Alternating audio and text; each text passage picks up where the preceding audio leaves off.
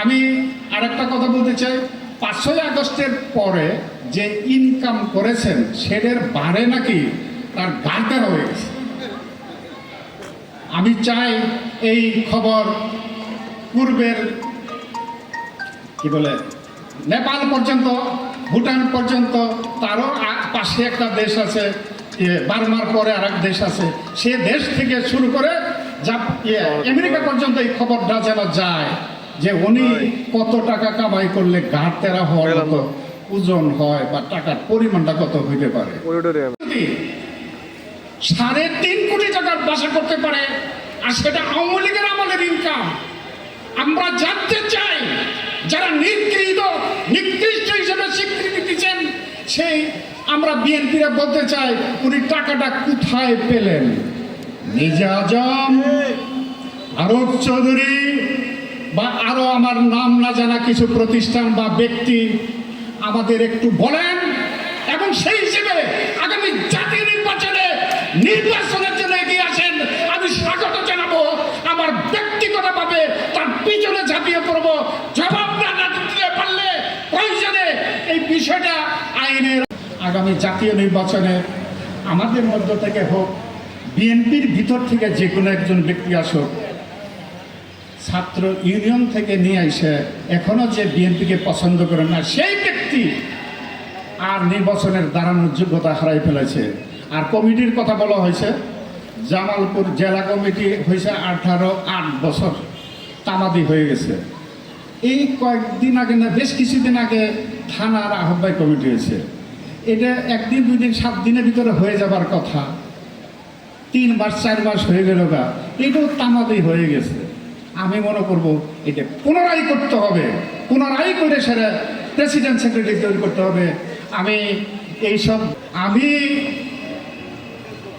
মেলান্দ মাদারগঞ্জের কিছু কি বলে রাজনীতিবিদ আছেন, শুনি তাদের পিছনে না রাতে এবং গভীর রাতে কথা বলেন। কে?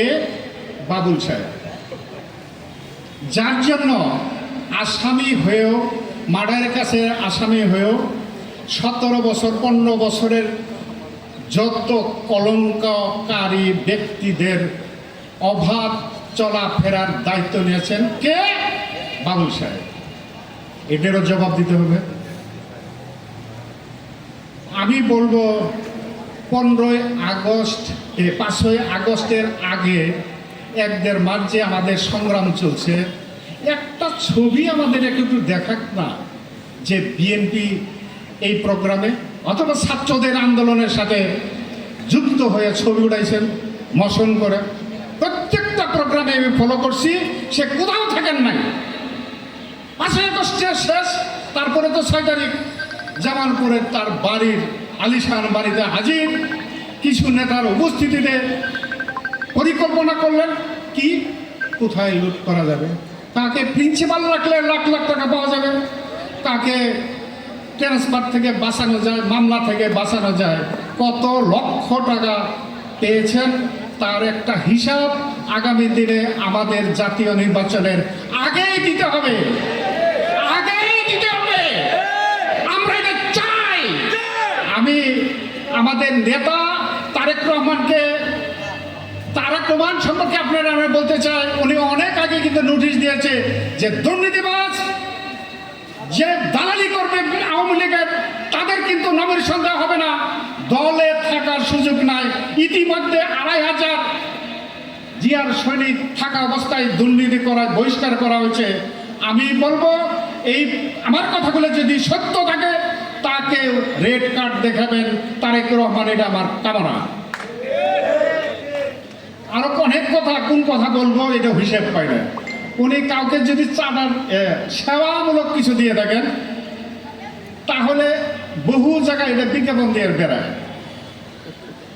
আনিসুর রহমান, আমরা প্রচারণা চালাইতে যাই, সেটা আমার একজন বলতেছে আনিসুর রহমানের জন্য তো অনেক কিছু দিছে, এই অনেক, এরকম কেউ খুঁজই নিল না।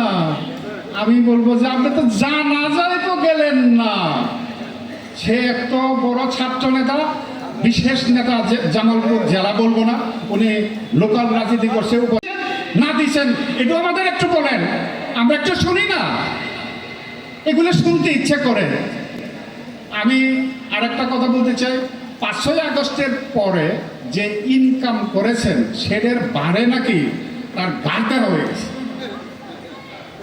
আমি চাই এই খবর পূর্বের কি বলে নেপাল পর্যন্ত, ভুটান পর্যন্ত, তারও পাশে একটা দেশ আছে, বার্মার পরে আর এক দেশ আছে, সে দেশ থেকে শুরু করে আমেরিকা পর্যন্ত এই খবরটা যেন যায় যে উনি কত টাকা কামাই করলে ঘাট তেরা হওয়ার মতো ওজন হয় বা টাকার পরিমাণটা কত হইতে পারে। আমরা সরকারকে আহ্বান জানাবো, দুর্নীতি দমনকে আহ্বান জানাবো, এনবিআরকে আমরা আহ্বান জানাই, আমি ব্যক্তিগতভাবে আহ্বান জানাচ্ছি। উনি 5ই আগস্টের পরে তার ব্যাংক অ্যাকাউন্টে কত টাকা ঢুকছে এবং সে টাকা দেশে আছে কিনা পরীক্ষা করা হোক। এটা আমার ব্যক্তিগত নিবেদন। আমাদের এই কথাগুলোর জবাব কিন্তু আগামী নির্বাচনে চুলচেরা বিশ্লেষণ করে আমাদের দিতে হবে, আমাকে নিতে হবে। আমি আর একটা কথা বলি, আমার ব্যক্তিগতভাবে আমি একজন সৈনিক ছিলাম আর্মিতে, 15 বছর চাকরি করে রিটায়ার করছি।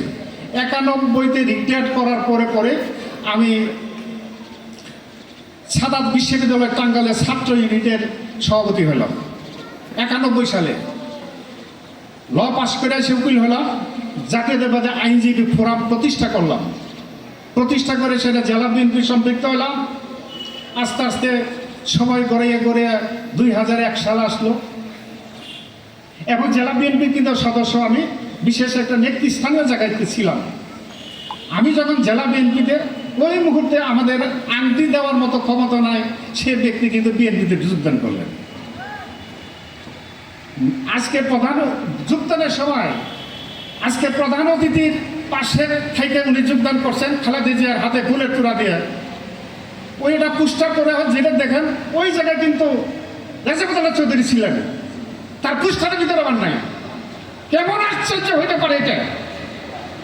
এটা আমরা কয়েকজন ছিল, আমি ছিলাম না, যাই হোক যারা যারা ছিল তাদের মাইনাস করে খালেদা জিয়া এবং বাবুল সাহেব ছিলেন।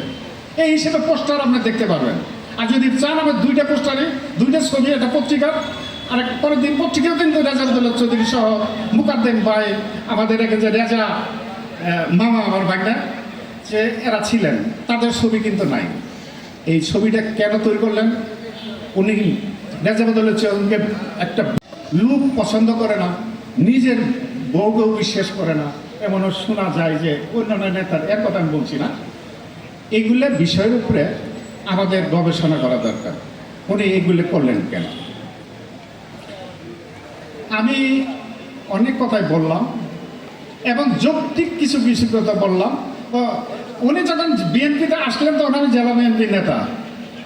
এখন সৌভাগ্য দুর্ভাগ্য বলবো না, আমি তার ইউনিয়নে বসবাস করি বা আমার ইউনিয়নে সে বসবাস করে, কারণ ওর বাপ এর আগে আমার বাপের চেয়ারম্যান হয়েছে, হাই স্কুলের হেডমাস্টার হয়েছে, সেই ইউনিয়নের ওই চেয়ারম্যানের ছেলে আমি হিসেবে আমার বক্তব্য হলো যে ও আমার বাড়ির পাশের লোক, এটা আমি বলতে পারি। জোর গলায় সে যদি বলে যে ওর বাড়ির পাশে আমি বলে, সেটাও সঠিক। আমি বলবো যে আপনার এই যে জেলা বিএনপি ওর ঢুকলার পরে আমি যে নামতে থাকলাম, থানাতে নাই করতে করতে মনে করলাম আমার বোধ হয় ইউনিয়নে লাগবো। আমি ইউনিয়নের সদস্য না, এখন উনি রাখেন না।